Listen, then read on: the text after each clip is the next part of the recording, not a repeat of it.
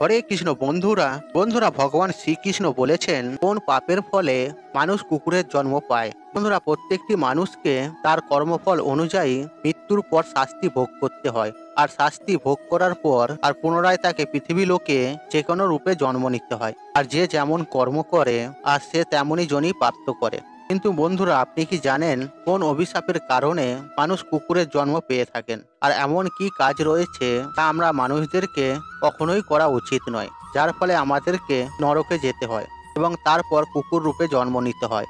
বন্ধুরা, হিন্দু শাস্ত্রে অনুসারে এই পৃথিবীতে বসবাসকারী সমস্ত মানুষই মৃত্যুর পর তার কর্মফল অনুযায়ী বিভিন্ন জনিতে জন্ম পেয়ে থাকে। আর কিছু ধর্মীয় গ্রন্থে এটাও বলা হয়েছে যে যেসব মানুষেরা তাদের জীবনকালে অধিক পাপকর্ম করে থাকেন এক জন্মিতে জন্ম পেয়ে থাকে, যেখানে তারা তাদের দুঃখ কষ্ট অন্য কারো কাছে প্রকাশ করতে পারে না, না তো কারোর সাথে ভাগ করতে পারে। বন্ধুরা, আজ আমি আপনাদেরকে বলবো কি সেই কাজগুলো যা একজন মানুষের জীবনে কখনোই করা উচিত নয়, তা না হলে তার কুকুরের জীবন নিশ্চিত। নমস্কার বন্ধুরা, আপনাদের সবাইকে অনুরোধ করলাম এই গল্পটি শোনার আগে কমেন্টে জয় শ্রীকৃষ্ণ লিখুন এবং এবং ভিডিওতে একটি লাইক দিয়ে চ্যানেলটি সাবস্ক্রাইবার করে রাখুন।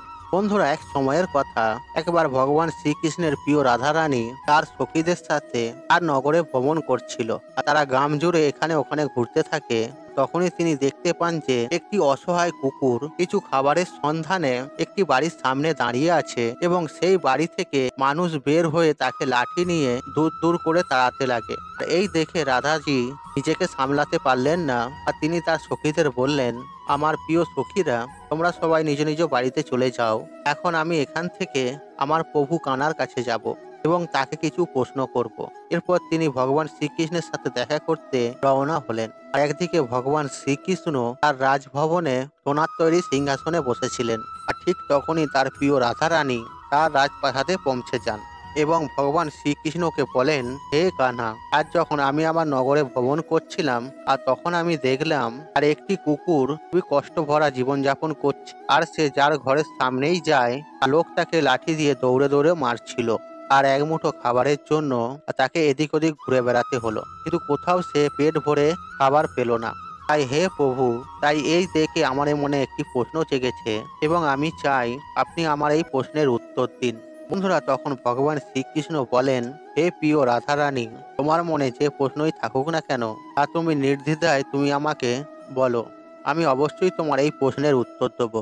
আর এরপর রাধারানী বলেন, হে প্রভু, আমার প্রশ্ন হলো কোন পাপের ফলে মানুষ কুকুর হয়ে জন্ম নেয়। বন্ধুরা, এরপর ভগবান শ্রীকৃষ্ণ বলেন, হে প্রিয় রাধারানী, আজ আমি তোমাকে একটি গল্প বলবো যা শোনার পর তুমি এর উত্তর অবশ্যই পেয়ে যাবেন। তাই হে প্রিয়, তাই এই গল্পটি তুমি মন দিয়ে শোনো। আর তখন রাধারানী বলেন, হে প্রভু, আপনি গল্প বলুন, আমি গল্প মন দিয়ে শুনবো। আর তখন ভগবান শ্রীকৃষ্ণ বলেন, হে প্রিয় রাধারানী, আর এক সময়ের কথা, একদিন ভগবান শ্রীরাম তার সভায় বসেছিলেন। আর তখনই তারা একটি কুকুরের কান্না শুনতে পান। এই শুনে সবাই উপস্থিত দারোয়ান কুকুরটিকে সেখান থেকে তাড়িয়ে দেন। আর এর পরের দিন আবার সেই কুকুরটি একই জায়গায় এসে আবার কাঁদতে থাকে। এবারও দারোয়ান কুকুরটিকে মেরে সেখান থেকে তাড়িয়ে দেয় এবং সভার তৃতীয় দিনেও একই কুকুরটি একই জায়গায় এসে আবার কাঁদতে শুরু করে। আর এই দেখে ভগবান রামের মনে একটা প্রশ্ন জাগে, আর এই কুকুরটি প্রতিদিন আমার দরবারের বাইরে এসে কেন কাঁদে?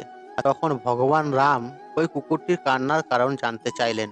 আর তিনি দারোয়ানকে বললেন, ওই কুকুরটিকে দরবারে ডেকে নিয়ে এসো। আর তখন দারোয়ান ওই কুকুরটির কাছে গিয়ে কুকুরটিকে বললেন, আর ভগবান শ্রীরাম আপনাকে তার দরবারে ডেকেছেন।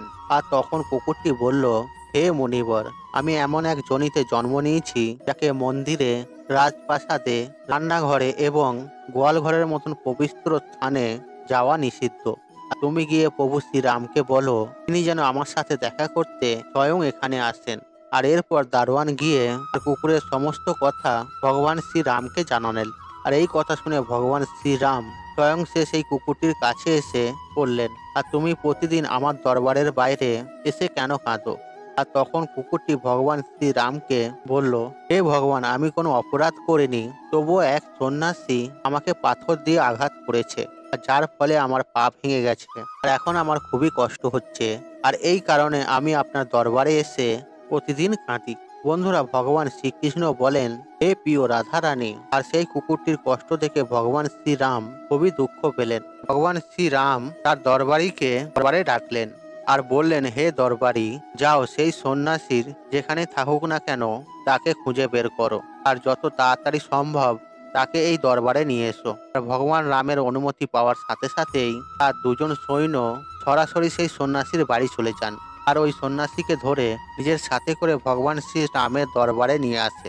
আর তখন ভগবান শ্রীরাম ওই সন্ন্যাসীকে জিজ্ঞাসা করলেন যে, এটা কি সত্য তুমি এই কুকুরটিকে পাথর ছুঁড়ে মেরেছো, যার ফলে তার পা ভেঙে গেছে আর এখন সে ঠিকমতো হাঁটতেও পারছে না? আর সে কি অপরাধ করেছিল যার ফলে তুমি এই অবলা কুকুরের পা ভেঙে দিলে? আর তখন এই সন্ন্যাসী বলেন, হে প্রভু, আমি ভিক্ষা করার জন্য রাস্তা দিয়ে যাচ্ছিলাম, তখন এই কুকুরটি এসে আমার ভিক্ষা অন্ন স্পর্শ করে দেয় আর এতে আমি খুবই ক্রোধিত হয়ে পড়ি আর একটি পাথর তুলে আমি তাকে খুবই জোরে আঘাত করি আর যার ফলে তার পা ভেঙে যায়। আর সন্ন্যাসীর কথা শুনে শ্রীরাম বললেন, তুমি কি জানো না সে এক জ্ঞানহীন পশু, আর এইসব তারা তাদের পেট ভরার জন্য করে, তাদের অতটা বুদ্ধি নেই যে তাদের এমনটা করা উচিত নয়।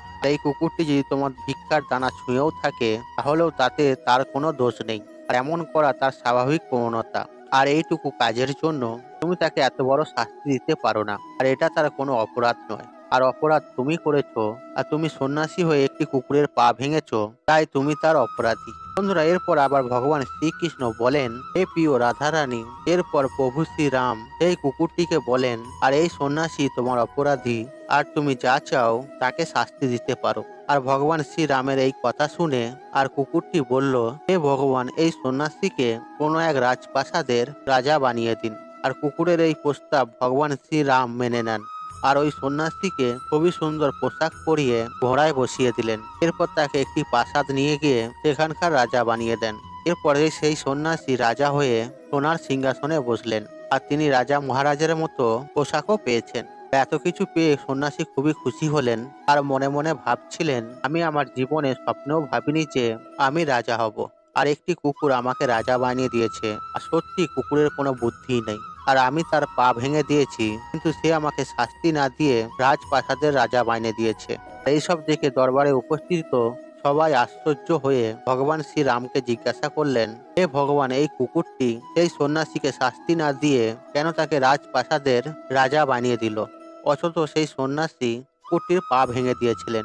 আর দরবারীদের এই কথা শুনে আর প্রভু শ্রীরাম বললেন, আর এই প্রশ্নের উত্তর একমাত্র ওই কুকুরটিই দিতে পারে। আর তখন সবাই মিলে সেই কুকুরটির কাছে গেল আর কুকুরটিকে জিজ্ঞাসা করলো, আর কেন তুমি ওই সন্ন্যাসীর সাথে এমন করলে, আর তাকে শাস্তি না দিয়ে তুমি তাকে রাজ্যের রাজা বানিয়ে দিয়েছো? আর তখন কুকুরটি হেসে বলল, আর তোমরা জানতে চাও আমি কেন ওই সন্ন্যাসীকে শাস্তি না দিয়ে তাকে রাজপ্রাসাদের রাজা বানিয়ে দিলাম? বন্ধুরা এদিকে ভগবান শ্রীকৃষ্ণ এই গল্প বলতে বলতে তার প্রিয় রাধারানীকে বললেন, হে প্রিয়তমা।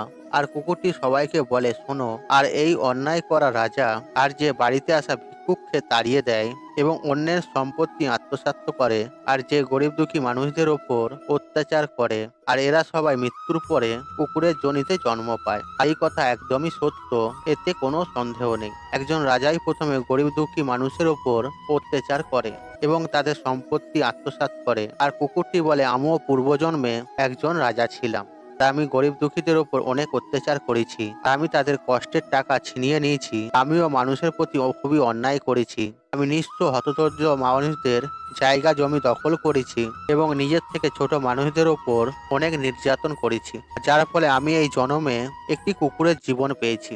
আর এখন আমি আমার পাপের ফল ভোগ করছি এবং তাই আমি সেই সন্ন্যাসীকে রাজা বানিয়েছি, যাতে সেও সেই তার পরবর্তী জন্মেও একটি কুকুরের জীবন পায়। আর তখন সে জানতে পারবে কুকুরের জীবন কেমন, আর একটু খাবারের জন্য কত মানুষের কাছে মার খেতে হয়, আর আমাদের কুকুরের জীবন সহজ নয়। বন্ধুরা এই গল্পটি আরো বর্ণনা দিতে ভগবান শ্রীকৃষ্ণ বলেন, হে প্রিয় রাধারানী। আর এরা সবাই সেই সব মানুষ যারা গঙ্গায় যায় তাদের পাপ ধুয়ে ফেলতে এবং সেখান থেকে ফিরে আসার সাথে সাথেই আবার তারা পাপ করতে শুরু করে। আর তখন রাধারানী বলেন, হে প্রভু, তাহলে কি গঙ্গায় স্নান করে পাপ ধুয়ে যায় না?